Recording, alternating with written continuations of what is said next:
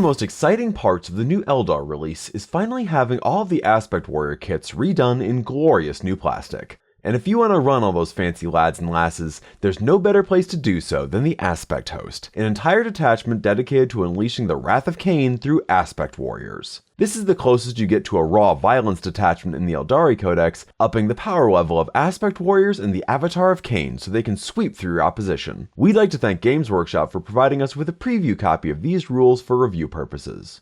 If you'd like to read more, head on over to goonhammer.com.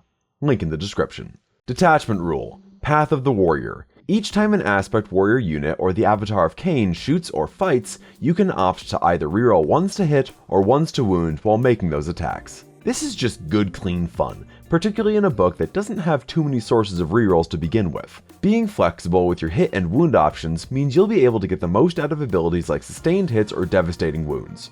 It's not a huge boost in raw power, but it's a small boost and a reliable way to reduce the variance in your output. Most of the time, you want to use this on your hit rolls to maximize potential output. It's the kind of broadly good rule that makes good units better while keeping your options open. Autarchs can lead Aspect Warriors now, and this detachment provides 4 upgrades you can give them to enhance their capabilities while doing so. All of these are at least interesting, but they can be tricky to cram into lists, as you'll generally be trying to slot in as many Phoenix Lords as possible rather than Autarchs. Finding the right place to use these for the cost can be tough, but the sheer potential means that there are bound to be situations where they get used. Aspect of Murder gives your Autarch's melee weapons +1 damage. On paper, this is very spicy on either the Starglaive or Banshee Blade options, turning an Autarch into a nasty blender, but in practice it's not quite enough to make the Autarch a solo threat. The best place for this is probably with a unit of Striking Scorpions on an Autarch with a Glaive. The Mantle of Wisdom can go on either an Autarch or Wayleaper and lets you pick both rerolls of 1 to hit and wound for their unit.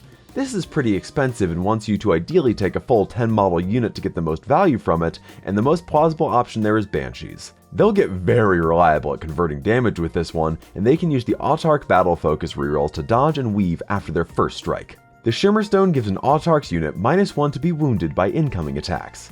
This is a solid nice to have, particularly on an Autarch leading Reapers, whose initial plan is to jump in and out of a Falcon, as it gives them extra survivability if their ride gets blown up or the opponent tries to handle them with Overwatch. Strategic Savant gives an Autarch's unit +1 OC. This is also just a nice to have if you've got the points left over, and it's not especially earth-shattering.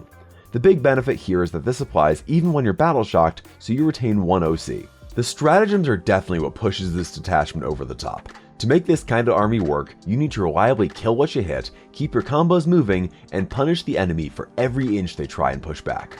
Warrior focus is the key stratagem here, ensuring your threats are live in all matchups. Bypassing damage reduction is always worth its weight in gold, but to be able to do it on a wide variety of units on demand is pretty much unprecedented, and it helps all the flat damage 2 and damage 3 weaponry scattered through aspects reliably pop off. It's also exceptional with the Avatar's Sweep, letting him bowling ball his way through a unit of Space Marines. This is top stuff, and something you want to be saving command points for in any matchup where it's relevant.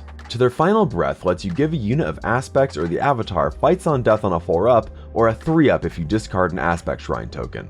And if you have one and are triggering this, you probably should. This is good for squeezing leftover value from your units after they've alpha striked, and good for making your opponent watch in terror as you try and roll a 4-up for the Avatar. Same as in the Battle Host, Skyborn Sanctuary lets you get back into a transport for 1 command point. This is great on a unit of Reapers or Fire Dragons with an Autarch to activate for free, and it isn't locked to Aspect units. Doom Inescapable powers up your Avatar for a phase, giving their Wailing Doom 18 inches of range and a damage characteristic of 8.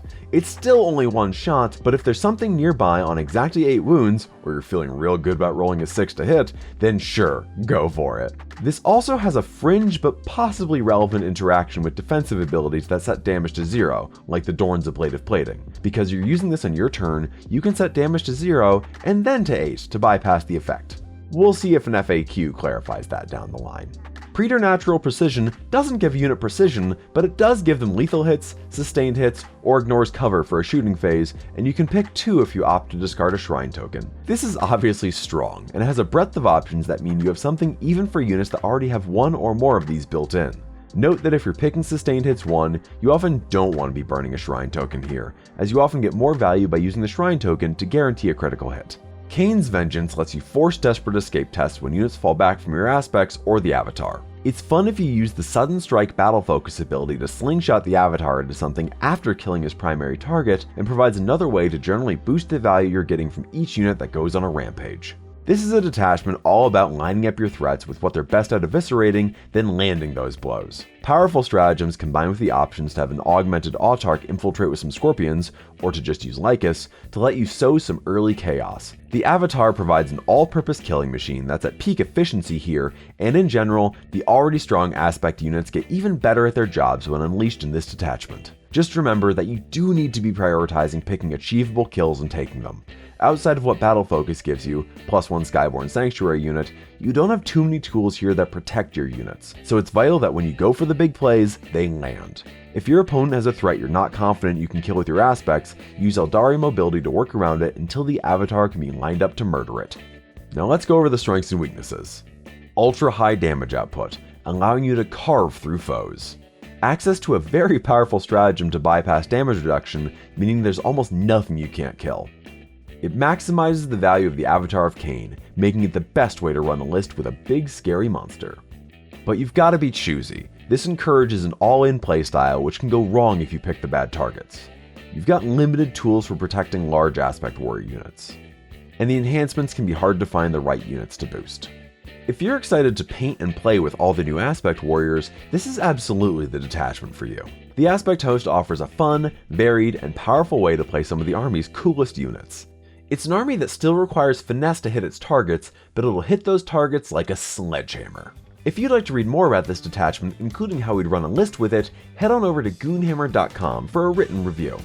Also, consider supporting us on Patreon if your aspect is one that can spare like $2 a month. I've been Kane McLugganath, and thanks for watching.